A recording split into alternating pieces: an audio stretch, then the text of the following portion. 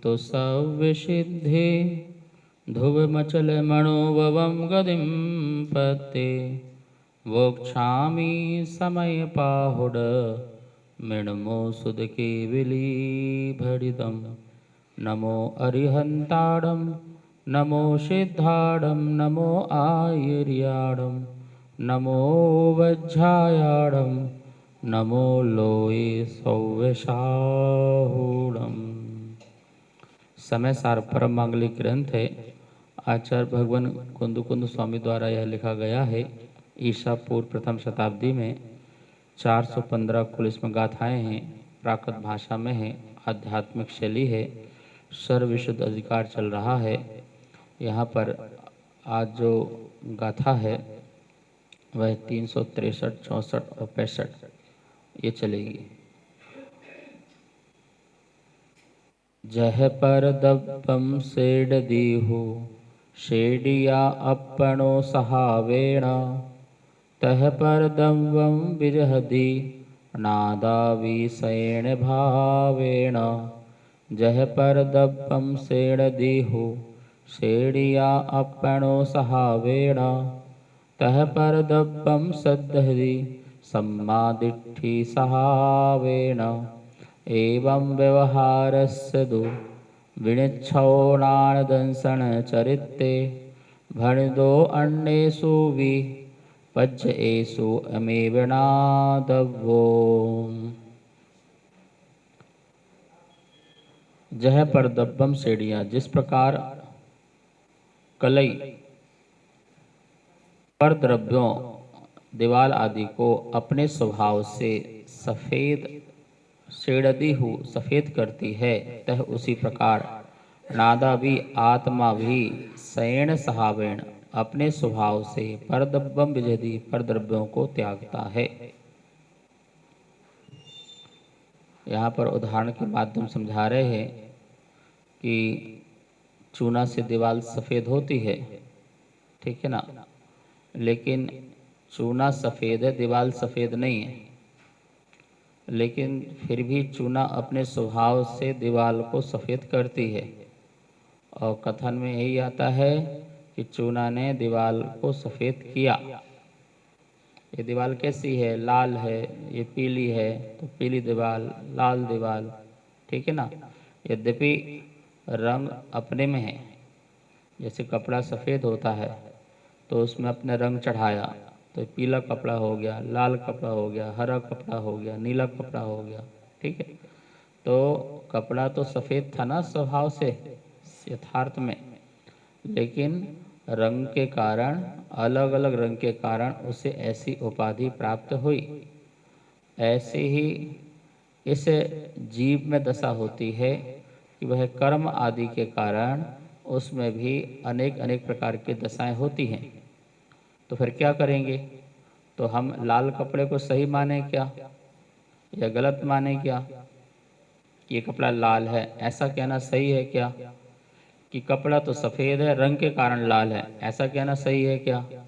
तो क्या कहें, ठीक है ना। तो निश्चय से तो कपड़ा तो कपड़े में है और रंग रंग में है, दोनों एक में एक नहीं हुए। व्यवहार से लाल कपड़ा है, पीला कपड़ा है, ठीक है ना, लेकिन यथार्थ में ऐसा है नहीं, निश्चय में ऐसा है नहीं। तो जैसे जिस प्रकार कलई पर द्रव्यों को अपने स्वभाव से सफ़ेद करती है, वो सफ़ेद रंग है तो कपड़े को भी सफ़ेद किया तो अपने स्वभाव से किया, ठीक है ना, उसने किसी के और स्वभाव से नहीं किया। उसी प्रकार आत्मा भी अपने स्वभाव से पर द्रव्यों को त्यागता है, किसी और से नहीं त्यागता। कर्म के क्षय से पर द्रव्य नहीं छूटते, आत्मा अपने स्वभाव से कर्म को छोड़ती है। जैसे स्फटिक के नीचे लाल कपड़ा रख दो तो वो कैसे हो जाएगी? वो लाल हो जाएगी। तो कहा तो जाएगा कपड़े के कारण लाल हुई है, लेकिन वो लाल अपने स्वभाव से हुई है। यदि उसमें लाल होने की शक्ति नहीं होती तो कपड़ा क्या कर लेता? अब लोहे को रख दो तो क्या वो लाल हो जाएगा क्या? वो नहीं होगा ना। तो इसमें एक गुण है पारदर्शिता का, कि जो भी जाएगा वो झलकेगा, उस रूप हो जाएगा। तो ये उसका स्फटिक का अपना स्वभाव था ना कि वो उस रूप हो जाता है, लाल के कारण लाल हो जाता है, पीले के कारण पीले हो जाता है। ऐसे ही ये आत्मा का अपना स्वभाव है कि कर्म के कारण क्रोध कर्म का उदय है तो वो क्रोधी हो गया, मान कर्म का उदय है तो मानी हो गया, ठीक है ना। और ना करे तो वो अपने स्वभाव के कारण वो क्रोध कर्म को त्याग देता है, कर्म को त्याग देता है, कर्म को छोड़ देता है। पर वो कर्म के छूटने से वह जो है अपने स्वभाव में गए, ऐसे नहीं, अपने स्वभाव के कर्म कर्म छूटे ऐसा। क्या कर्म गए इसलिए हमें शांति मिली, या हम शांति में आए तो कर्म गए? क्या बोलो महाराज, कर्म ढीले हो गए अब शांति मिल रही है, अथवा यूं कहें कि हम शांत हो गए इसलिए कर्म ढीले पड़ गए, ठीक है ना। बिना अपने शांत परिणाम हुए कर्म कैसे ढीले पड़ते? बिना स्फटिक को हटाए वो कैसे वो अपने स्वभाव में आती, ठीक है ना। तो भैया स्फटिक ने स्वयं अपने को हटा लिया, तुम पड़े रहो लाल कपड़े, उससे हमें कोई असर नहीं पड़ेगा। तो ऐसे ही आत्मा अपने स्वभाव से परद्रव्यों को त्यागता है। कर्मों के कारण संसार छूटता है ऐसा नहीं, ये तो कथन होता है बस। क्या कि समस्त कर्मों के क्षय से आत्मा को सिद्ध अवस्था मिलती है। मोक्ष की परिभाषा बनाएंगे तो क्या बनाएंगे? समस्त कर्मों के क्षय को मोक्ष कहते हैं। मोक्ष की परिभाषा बनाएंगे जहाँ कोई काम, जहाँ कोई क्रोध और जहाँ कोई कर्म न रह जाए, उसको हम क्या कहेंगे? मोक्ष कहेंगे। तो बोले कि समस्त कर्म क्षय हो जाएंगे भैया तब मोक्ष मिलेगा, ठीक है ना। और हम कहें मोक्ष मिले तो कर्म क्षय हो, ठीक है। मोह का क्षय हो, किसका क्षय हो? अंतरंग में मोह परिणाम का क्षय हो तो मोक्ष मिले। बिना उसके कैसे? तो काम तो मैं कर रहा हूं, नाम हो रहा कर्म का, ठीक है ना। तो ये तो गलत है ना, काम कोई करे और नाम किसी का हो। तो जैन दर्शन कहता है जो काम करे नाम उसी का हो वो निश्चय, जो काम करे नाम भी उसका हो वो निश्चय। काम कोई करे नाम कोई हो वो व्यवहार, वो क्या है? महाराज ने पूछा भाई घर किसका? महाराज आप ही का ही है। अरे भैया ऐसे क्यों बोल रहे हैं, आप ही का है। ये व्यवहार, ये क्या है? व्यवहार, ठीक है ना।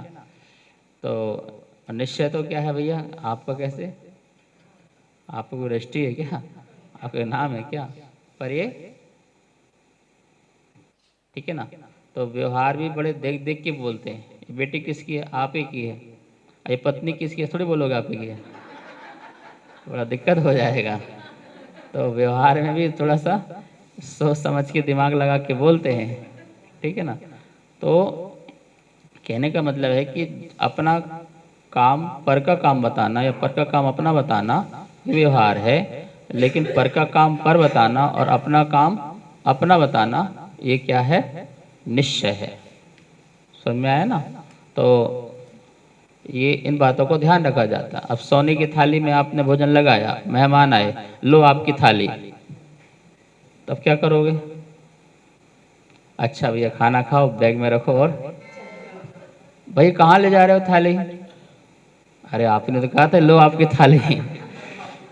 तो थाली तो हमारी हो गई ना, आपकी कहाँ रही? अरे भैया ये हमारा व्यवहार था, ये आपकी। अब आप क्या बोलेंगे? हमारी थाली आप खाना खा लो, ऐसे बोलेंगे क्या? नहीं बोलेंगे ना। तो ये बोला जाएगा एक, तो व्यवहार में जो चलता है वही बोला जाएगा।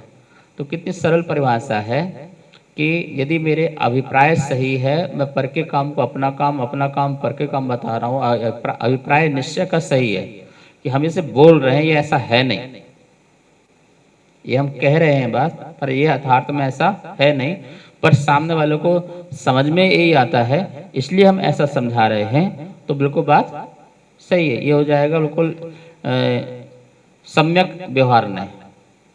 क्या हो जाएगा? उसको बोलेंगे व्यवहार न्याय तो है पर सम्यक हो गया, ठीक है ना। लेकिन हाँ, अभिप्राय हम समझ रहे हैं कि ये उसका काम उसका है, मेरा काम मेरा है, तो ये मेरा जो हो जाएगा सम्यक निश्चय नहीं हो जाएगा। एकांत कुछ नहीं हुआ, फिर अनेकांत हो गया कि हम निश्चय कहते समय भी व्यवहार में और व्यवहार कहते समय भी निश्चय में है, हमें कोई बाधा नहीं है। ठीक है, मैं गाड़ी चलाता हूँ, ठीक है, ये मेरा सम्यक व्यवहार नहीं है कि मैं जानता हूँ कि भैया मेरा निमित्त है, गाड़ी चल रही है। लेकिन यथार्थ ये है कि मैं गाड़ी नहीं चला रहा हूँ, गाड़ी तो गाड़ी से चल रही है, उसमें बहुत सारे जो है पार्ट्स हैं, पेट्रोल है, बहुत सारी चीज़ें हैं, वो उसके माध्यम से चल रही है। मैं जो चल रहा हूँ वो ज्ञान चला रहा हूँ, गाड़ी चल रही है वो अपने में चल रही है। तो मैं अपना काम कर रहा हूँ और गाड़ी मैं हर पल अपना ज्ञान का काम कर रहा हूँ, कब कब ब्रेक दबाना है, कैसे मोड़ना है, कैसे करना है, कहाँ लाइट जलाना है, कहाँ रोकना है, कहाँ साइड ले जाना है। तो मैं अपना काम कर रहा हूँ। मैं अपना क्या काम कर रहा हूँ? अपनी बुद्धि का काम कर रहा हूँ, अपने विवेक का काम कर रहा हूँ, वो मेरा काम है। गाड़ी चलाना मेरा काम नहीं। गाड़ी चलाना जो 7,000 उसमें पार्ट्स हैं वो उनका काम है, वो सब मिलके गाड़ी चला रहे हैं, ठीक है ना। तो उनका काम अलग हो, मेरा काम अलग। लेकिन फिर भी भाई कौन गाड़ी चला के लाया था? मैं लाया था, तो बताना पड़ेगा ना कौन लाया था। नहीं, गाड़ी तो गाड़ी चला के लाई, मैं अपने आप को चला के लाया। तो ये अव्यवहारिक भाषा हो जाएगी। जैसे अपन बोलेंगे असभ्य भाषा कि भाई इस बात का क्या है, ये कौन है? वैसे तो मेरी पत्नी है कर्म की, वैसे तो है ही कुछ नहीं। अरे भैया इतना इतना डिटेल किसने पूछा था? वो अपना अभिप्राय तुम अपना अंदर रखो ना कि भाई मेरा तो कोई नहीं है, मैं तो एकत्व हूँ, अकेला हूँ, अकेला आया अकेला गया निश्चय है, मेरा कोई संसार में हो ही नहीं सकता। लेकिन ये सामने वाला तुमसे इतना बड़ा भाषण नहीं सुनना चाह रहा था, वो ये पूछ रहा था बस ये कौन है? तो ये मेरा बच्चा है, ये मेरा पति है, ये मेरी पत्नी है, ये मेरा मकान है, बस बोल के खत्म करो ना, ठीक है ना।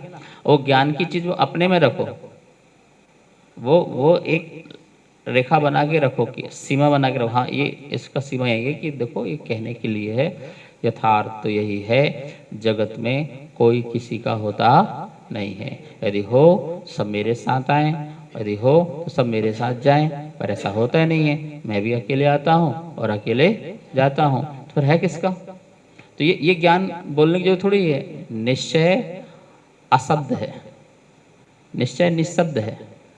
निश्चय के पास शब्द नहीं है, निश्चय के बाद से भेद ज्ञान की कला है, ठीक है ना। और व्यवहार के पास शब्द है, बिना शब्द के व्यवहार हो ही नहीं सकता। इसलिए निश्चय मौन है और व्यवहार मुखरित है। व्यवहार के पास वाणी, तो व्यवहार वाणी का विषय है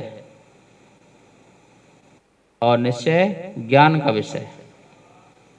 जो ज्ञान में अपने को संभाल के रखता, व्यवहार में कुछ कहते कहते भी अपने अंदर निश्चय का ध्यान रखते हुए कहता है कि नहीं भाई तुमको मैं समझाने के लिए बोल रहा हूँ। तो ये से कह सकते हैं कि व्यवहार समझाने के लिए है और निश्चय समझने के लिए है। हमें समझना वो निश्चय है और समझाना, अब उस निश्चय को समझाने के लिए हम व्यवहार का अवलंबन लेते हैं तो व्यवहार जैसे ही लिया जाएगा ना, ठीक है। तो यहाँ ये बात कह रहे हैं कि भाई देखो जिस प्रकार कलई, कलई जानते हो ना, चूना, हाँ, पर द्रव्यों मतलब दीवाल आदि को अपने स्वभाव से सफेद करती है। दीवाल के सफेद से दीवाल को सफेद नहीं करती है। तो पेंट रहे, अपन ने पेंट लगाया तो पेंट ने दीवाल को सफेद किया, तो पेंट ने अपने स्वभाव से दीवाल को सफेद किया, दीवाल के स्वभाव से पेंट ने उसको सफेद नहीं किया, क्योंकि उस पेंट में, उस कलई में सफेद करने की शक्ति है, इसलिए वो कर रही है। लेकिन वो फिर भी करते हुए भी अपने में है, उसमें नहीं है। इसमें है, अपने में है, उसमें नहीं है। जैसे दूध में चीनी डालो तो दूध क्या हो जाएगा? क्या हो जाएगा? मीठा हो जाएगा। तो दूध अपने स्वभाव से मीठा है, और लेकिन कारण इसमें चीनी है। तो चीनी अपने स्वभाव में है, अपने स्वभाव से उसे मीठा कर रही है, लेकिन फिर भी चीनी चीनी में है, दूध में नहीं है। चीनी किस में है?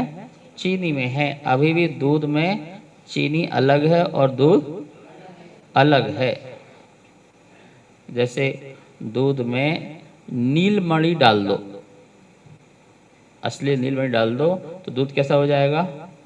नीला हो जाएगा। ये उदाहरण स्वयं आचार्य अमृतसर स्वामी ने आत्मख्याति में दिया है कि उसको दूध में डाला तो दूध कैसे दिखने लगा? नीला दिखने लगा। अब नीलमणि तो होगी नहीं, तो आप नीली लाइट डाल दो, नीचे से लाइट डालो, उसके अंदर लाइट जला दो नीला। जैसे पानी में करते हैं, फुब्बारे चलाते हैं ना अपन लोग, तो क्या करते हो? उसको नीला, पीला, हरा तो ऐसे कर देते हैं, तो पानी भी कैसे दिखता है? तो पानी नीला हो गया, पानी लाल हो गया, ऐसे दूध नीला हो गया। तो वो जो नीला स्वभाव है वो अपने स्वभाव से पानी को नीला कर रहा है, लेकिन फिर भी वो अपने स्वभाव में है, पानी में नहीं हो गया। बंद करो।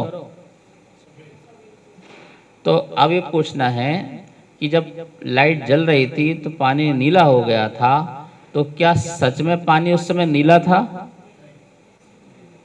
बस इतनी बात समझना है कि लाइट जलते समय भी पानी नीला दिखते हुए भी नीला नहीं है, वो अपने श्वेत में ही है। ठीक है, बात समझ में आ गई ना? तो वो नीला रंग नीले में है और श्वेत श्वेत में ही है। लेकिन व्यवहार यह है कि भाई देखो नीला पानी है। जहाँ पानी शुद्ध होता है और बादल शुद्ध होते हैं तो वो पानी वहाँ नीला दिखता है। मानसरोवर पानी कैसे दिखता? क्यों नीला दिखता है? कोई कलर डाला उसमें क्या? रिफ्लेक्शन। इतने बादल साफ बिल्कुल नीले हैं कि उसका रिफ्लेक्शन कहाँ पर आता है? पानी में आता है। और जब पानी उठा के देखो तो पानी बिल्कुल वाइट है और उसका रिफ्लेक्शन पड़ रहा है कि नीचे पत्थर भी आदि है, रेत आदि है, और उसका वो है, उसका ऐसा रिफ्लेक्शन पड़ा है कि पानी कैसा दिख रहा है? बिल्कुल नीला दिख रहा है। तो कहने में आएगा कि ये नीला है, लेकिन यथार्थ यही है कि जो जिसमें है वो उसी में है, वो किसी में प्रवेश करता नहीं है। लेकिन उसके माध्यम से अलग अलग नाम बोले जाते हैं, अलग अलग काम बोले जाते हैं। ठीक है, ऐसे ही आत्मा तो अपना शुद्ध चैतन्य है। ठीक है, अब कर्म के कारण इसे हम संसारी कहते हैं, जैसे पानी को नीला कहते हैं, ऐसे हमें कर्म के कारण मनुष्य कहते हैं। वो मनुष्य में भी तुम्हें पुरुष कहते हैं, तुम्हें महिला कहते हैं, तुम्हें बालक कहते हैं। मतलब क्या क्या नाम पढ़ते हैं।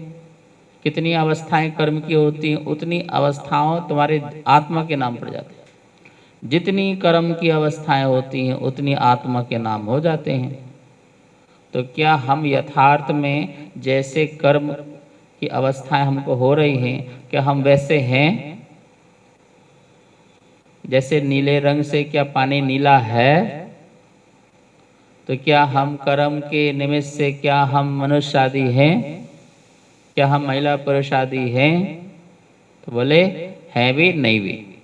है भी है तो व्यवहार, और नहीं है तो क्या है? निश्चय। तो वो निश्चय को पकड़ना जरूरी है। यदि उसको पकड़ के यदि कहते हाँ है तो कोई दिक्कत नहीं, व्यवहार में कहा, लेकिन उसको समझ के कहा कि भाई हम सब बता रहे हैं तुम्हें। क्योंकि हम बोले, कोई पूछे तो मनुष्य हो? नहीं, हम मनुष्य थोड़ी हैं, तो जानवर हो क्या? तो भाई जो अवस्था जिस समय है उस अवस्था को बोल रहे हैं ना। जिस समय लाइट जलाया उसी समय तो हम नीला कह रहे हैं। लाइट बंद किया हमने तो कहा जल है, शुद्ध जल है, पानी है, श्वेत है। हमने कहाँ कहा फिर क्या बोलते कि वो सिर्फ जल बोला, बस ये क्या है? ये जल है, पानी है। ना हम उसमें उपाधि नहीं लगा रहे, ना नीले की ना पीले की, ना ये आत्मा है, बस इतना क्या? बस फिर क्या कह रहे हैं हम? अब सिद्ध भगवान क्या बोलते? आत्मा तो बोलते ना। अब वो वहाँ ना महावीर स्वामी है ना आदिनाथ है, वहाँ कोई आत्मा के नाम है क्या? नहीं है। सब क्या है? शुद्ध आत्मा। सब क्या हो गए? शुद्ध आत्मा है। कितनी आत्माएं चली गई नाम वाली, वो सब क्या हो गई वहाँ पर? शुद्ध आत्मा हो गई, शुद्ध आत्मा हो गई। कोई नाम नहीं उनका, अनाम हो गए। अब क्या लाइट बंद करी, अब जल हो गया ये। अब क्या नीला, क्या पीला, क्या सफेद, नहीं, सिर्फ जल, सिर्फ आत्मा। ऐसा भाव आना। ये जो भाव आना, ये भाव की बात चल रही है कि इसी प्रकार कह रहे, उसी प्रकार आत्मा भी अपने स्वभाव से परद्रव्य को त्यागता है। ठीक है ना, जैसे कलई अपने स्वभाव से दीवार को सफेद करती है, ऐसी आत्मा भी अपने स्वभाव से परद्रव्य का त्याग करती है। परद्रव्य मुझे त्यागेगा तब मैं अपने स्वभाव में आऊंगा, ऐसा नहीं। ठीक है, वो कथन भी होगा पर वो व्यवहार से होगा। किससे होगा? व्यवहार से होगा। एक हाथ में अपने क्या बोलते कि नकली डायमंड रखे हैं विनीता, क्या रखे हैं? नकली, और एक हाथ में असली आ गए। ठीक है ना, तो अब नकली छूट गए तो क्या कहेंगे? इसके आने से ये छूट गए, इसके आने से, या इसके छोड़ने से ये ग्रहण किया,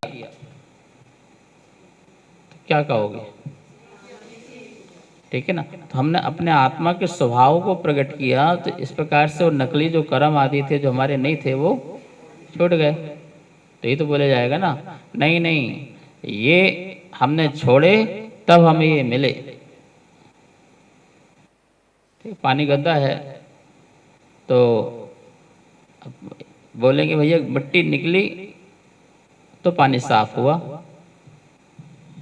ठीक है ना, और हम ये कहेंगे पानी साफ हुआ इसलिए मिट्टी, मिट्टी क्या हो गई? निकल गई। पानी साफ नहीं हो तो मिट्टी कैसे निकलेगा? फिल्टर में क्या होता, पानी साफ होके नीचे आता तो मिट्टी फिर निकल जाती है। तो पानी साफ हुआ तो मिट्टी निकली ना। अब अपन कह रहे हैं कि मिट्टी निकली तो पानी साफ हुआ। दोनों बातों में अंतर क्या है? दोनों बातों में यह है कि टारगेट किसको किया जा रहा है। जब हम टारगेट मिट्टी को करते हैं तो हम मिट्टी को मुख्य कर देते हैं और पानी को गौण कर देते हैं। और जब हम पानी को मुख्य करते हैं तो मिट्टी को, मतलब जहाँ हम जिसकी पावर दिखानी है, हमें मिट्टी की पावर दिखानी है तो हम मिट्टी को पहले बात करेंगे। हमें पानी की पावर दिखानी है तो अपन तो पानी को पहले करेंगे। जहाँ हमें कर्म की पावर दिखानी है तो हम बोलेंगे देख तेरे कर्म तुझे परेशान कर रहे हैं और कर्म ही तुझे सुख देंगे, कर्म ही तुझे दुख देंगे। तो वह हम कर्म की पावर बताएंगे तो हम उसको कर्म को आए करेंगे। तो जब हम दूसरे की पावर से अपनी पावर को कम ज़्यादा बताएंगे वो व्यवहार होगा। और जब हम अपनी पावर की कम ज़्यादा से दूसरे की पावर को नष्ट करेंगे तो बोलेंगे हम शक्तिशाली हैं। इसी को जैन धर्म में निमित्त और उपादान कहते हैं। कर्म निमित्त है और आत्मा उसका अपना उपादान है। कर्म का उदय हुआ, आत्मा सुखी दुखी हुई, तो सुखी दुखी वो अपनी शक्ति से हुई, पर कर्म क्या हुआ? निमित्त हुआ। और फिर कहेंगे आत्मा सुखी दुखी हुई, ये उसकी अपनी शक्ति थी, कर्म ने उसे सुख दुख नहीं दिया, तो ये निश्चय हो जाएगा। ठीक है, तो ये व्याख्या होती, इसी व्याख्या को समझना है। हम ऐसा नहीं समझते हैं, हम एक तरफा समझते हैं इसलिए दुखी होते हैं। समाधान क्या मिलेगा? मतलब किसी व्यक्ति ने ये सोच लिया कि सब कुछ ईश्वर करता है तो दुखी रहेगा ना। और जैनियों ने सोच लिया सब कुछ कर्म करता है तो तुम भी दुखी, तो वो लोग भी दुखी और तुम भी दुखी। और जब ये बात आ जाए कि सब कुछ हम करते हैं तो क्या हो गया फिर? जैसे बोलते कि मम्मी ने कहा तुम्हें डॉक्टर बनना है, नहीं नहीं मुझे इंजीनियर बनना है, नहीं डॉक्टर बनना है, मम्मी के चक्कर में चले गए, पड़ गए, तो फिर जिंदगी और क्या बोलोगे नहीं बने तो? देखो तुमने कहा था, तुमने कहा था, तुमने कहा था, तो दुखी रहोगे ना। ऐसे कर्म ने कहा था, कर्म ने कहा था, भगवान ने कहा था, इसलिए क्या रहोगे? दुखी रहोगे। अब तुम इंजीनियर बनो चाहे नहीं बनो, पर तुम्हारा डिसीजन तुम्हारा है ना। बन गए तब भी सुखी और नहीं बने तब भी सुखी। क्यों? डिसीजन क्या था? मेरा था। तो जब सेल्फ डिसीजन मेरा है तो मैं अब मम्मी को कुछ बोल नहीं सकता, परिवार को कुछ बोल नहीं सकता। बन गया तब भी मैं सुखी हूँ, नहीं बना तब भी मैं सुखी हूँ। क्यों? नहीं बनने में मुझे सुखी है कि कम से कम मैंने अपना कदम तो उठाया ना। मैं जिंदगी भर ये तो नहीं कह सकता कि इनने कहा तो इसलिए मैं ऐसा हुआ, और उसमें दिक्कत क्या है, बन गया तो जिंदगी में मम्मी बोलती देख बेटा मैंने बोला था ना। इसलिए तो इंजीनियर बना है। ठीक है, तो एक जिंदगी भर तो ये सुनना पड़ेगा। कर्म बोलेगा देख बेटा मेरे कारण, भगवान बोलेगा देख बेटा मेरे कारण, तो जिंदगी भर ये लादना पड़ेगा, वो भी दुख रहेगा। अथवा तो जो है माँ के कारण नहीं अपनी शक्ति से बना, तो तुझे किसी की नहीं सुनना पड़ेगा, किसी की भी नहीं सुन। जो किया मैंने अपनी शक्ति के साथ किया, हार भी मेरी और जीत भी मेरी, दोनों में वो सुखी रहेगा, दुखी हो ही नहीं सकता। हे भगवान आप मेरा अच्छा नहीं करते, आप मेरा बुरा नहीं करते, हे कर्म तो भी मेरा अच्छा बुरा नहीं करता है, मैं ही अच्छा बुरा अपना करता हूँ। तो मुझे एक मील के पत्थर की तरह सूचना देता है बस। कर्म ये बेटा पुण्य का रास्ता है, पाप का रास्ता है, मेरे को सूचना मिलती है मुझे कहाँ जाना है, मेरे ऊपर है। भगवान भी ऐसे सूचना दे बेटा ये रास्ता सही है, ये रास्ता गलत है, अब चुनना हमको है ना। तो दोनों ही रास्ता देने वाले हैं, पर करने वाले कुछ भी नहीं हैं। और एक व्यवहार से निमित्त से हम कह देते हैं भगवान हमारे करने वाले हैं, क्योंकि हमें बताया था यहाँ जाना, यहाँ से मत जाना, इसलिए बोल देते हैं भगवान करने वाले हैं, गुरु करने वाले हैं। कर्म ने बताया था भाई देख तेरा पाप है, पुण्य तो अच्छा कर, तो उसके लिए उसको ऐसा कह देते, पर ऐसा है, ऐसा है नहीं। व्यवहार का निषेध भी नहीं है और निश्चय हमारा लक्ष्य है।